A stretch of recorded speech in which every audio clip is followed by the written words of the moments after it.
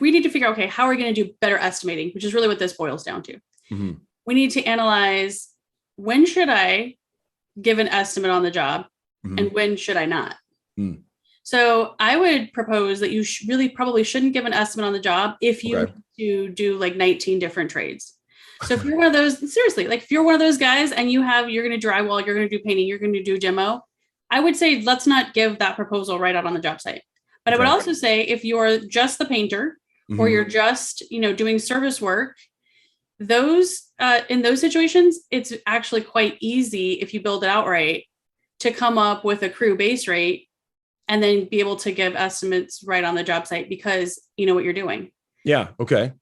And so I think in the case, we would always advocate for our clients to, if you're a larger contractor and you need to do multiple different things, go out, talk to the client on the job, get all of your measurements, get all of your numbers, do a really good discovery, come back to the office, let's get all that information organized and in the system, and then let's get an estimate.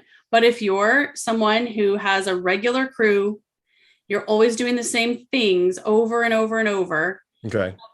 You're going to look super slick out on the site, right? When they ask for a number. Honestly, do you know how many times I've asked a painter for a number and he's been like, oh no, I'll get it back to you. And they actually don't even get an estimate back from them. They've come to my house. They've done all the time.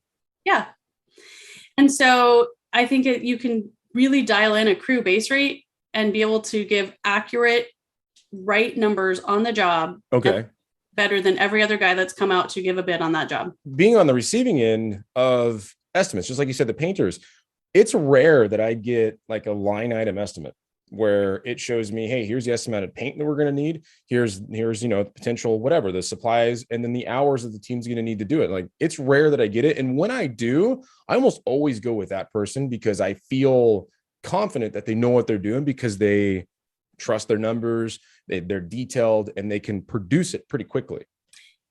That's a really good point. And I'm also going to add on to that point that if you are one of those guys that is just struggling to keep a business going, if, let's keep going with the paint analogy, and you are a painter, you're a great painter, you really know your stuff, you buy high quality paints, you've got a great crew and they know what they're doing, but you came from another company and you've just been doing this for a couple of years and you never really sat down and thought about all of this. You may even have a really good idea within your own head of what that billable rate should be. Maybe you have within your own head a great idea of what that base crew rate should be. But there's a couple of problems with that. One, that's going to change over time. Material prices go up, labor shortages cause labor prices to go up. Yeah. So all of that can change. And if you're not really following the data and watching the data on a regular basis, what that number is in your head might not always be right. So that's one thing. And the other thing is, the reason that you're struggling and you're only getting 4 hours of sleep at night is because it's really, really hard to take that information out of your head and just translate it into someone else's head. I can't plug a cord into Dwayne's head and say, here's all the information I know, Dwayne. But if you have a really good data tracking system that you've established, then not only are you able to give amazing estimates on the job site to that person that's asking you for a bid right then and there, they could sign on the dotted line, like rather than having to go back to your office and maybe never get them a bid because you're so busy, you're not able to sleep, you forgot to send it back out. Now you've given them a bid, they've signed on the dotted line, and it's a really accurate estimate of exactly what you're going to do. Well, think about how many other estimates that person is getting. You think you're the only contractor that showed up to their house to give them a bid? Nope. What are the chances that you get that customer when you walk out of their house? Because there's been plenty of times when I've hired contractors on the spot. Like, I went with this guy because he was on time. He knew what he was doing. He provided the information, and it was within the ballpark what I was looking to do. And they started the next day. Yeah. And part of what I was saying a little bit earlier too is now it's a scalable, repeatable process. So the guy that's doing that comes to your house, Dwayne, he might not be the owner of the company.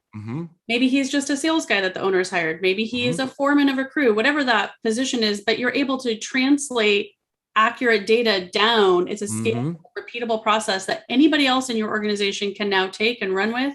Yeah.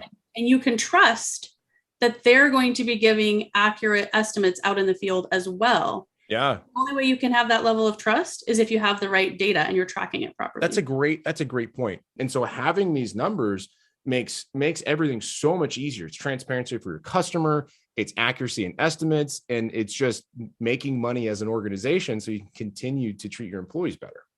Correct. Anyways, tangent done. Off soapbox. Recap all of that. You want to know what your billable rate is for every guy on the job. Yeah.